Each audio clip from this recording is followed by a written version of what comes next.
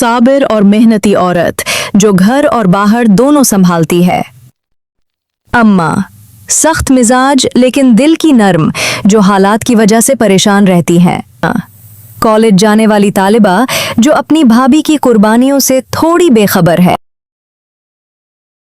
सबा चूल्हे के पास बैठी जल्दी जल्दी रोटियां बेल रही है। धुएं की वजह से उसकी आंखें सुर्ख हैं। दूसरी तरफ अम्मा चारपाई पर बैठी तस्बीह पढ़ रही हैं। सबा, कितनी देर लगाओगी? हीना का कॉलेज का वक्त निकला जा रहा है, क्या उसे भूखा भेजोगी? बस अम्मा, अभी आई। रात काम से वापसी पर देर हो गई थी तो आंख नहीं खुली वक्त पर। बहू, ये बाहर की नौकरियां तभी अच्छी लगती हैं जब घर के काम पूरे हों। मेरी बेटी की पढ़ाई का हर्ज हुआ तो मैं माफ नहीं करूंगी। हीना तैयार होकर कमरे से निकलती है। भाभी, मेरी फेस का आज आखिरी दिन है, अगर आज जमा न हुई तो नाम कट जाएगा। क्या पैसे हो गए हैं? हाँ हीना, तुम नाश्ता करो, मैंने बीबी जी से एडवांस मांगा है। आज वापसी पर तुम्हारी फेस जमा करवा दूंगी। दोपहर का वक्त। सबा एक बड़े घर में फर्श साफ कर रही है। वो बहुत थकी हुई लग रही है।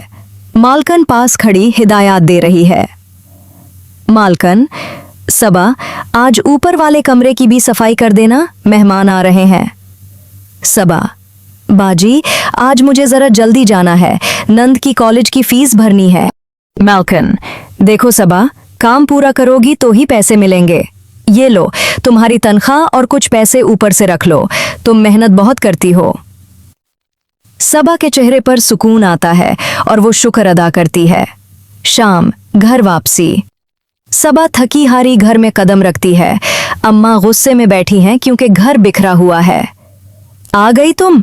देखो जरा कितना वक्त हो गया है, ना दोपहर को हुंडिया चढ़ी, ना अब चाय का पता है। अम्मा, माफ कर दें, कॉलेज में बहुत लंबी लाइन थी फीस जमा करवाने के लिए। भाभी, फीस तो जमा हो गई, लेकिन क्या आपने मेरे लिए वो नया रजिस्टर लिया जो मैंने कहा था? सीना बेटी, इतने ही पैसे थे कि फीस पूरी हो सकी, अगले हफ्ते पक्का ले दूंगी। आप हमेशा यही कहती हैं। हीना अंदर चली जाती है। रात का वक्त है।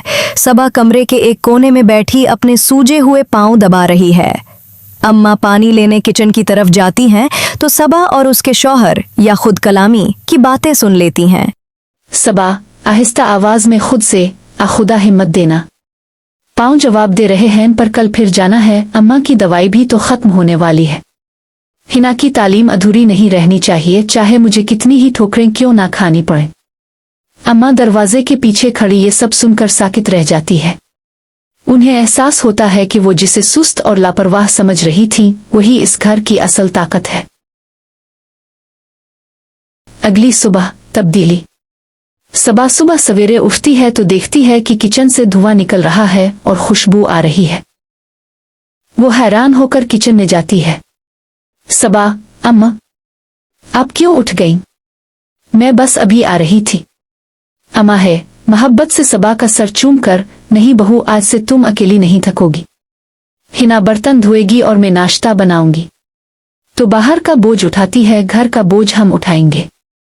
हिना आगे बढ़कर, भाभी मुझे मुआफ कर दे, मैं बहुत खुद गरज हो गई थी। अब मैं पढ़ाई के साथ घर में आपका हाथ भी बटाऊंगी। सबा आंखों में खुशी के आंसू लेकर, अब सब साथ हैं तो मुझे कोई थकन महसूस नहीं होती। इखलाक सबक मैसेज। घर तभी बनता है जब सब एक दूसरे की कुर्बानियों का एहसास करें। सिर्फ एक इंसान पर सारा बोझ डालना नाइंसाफी है।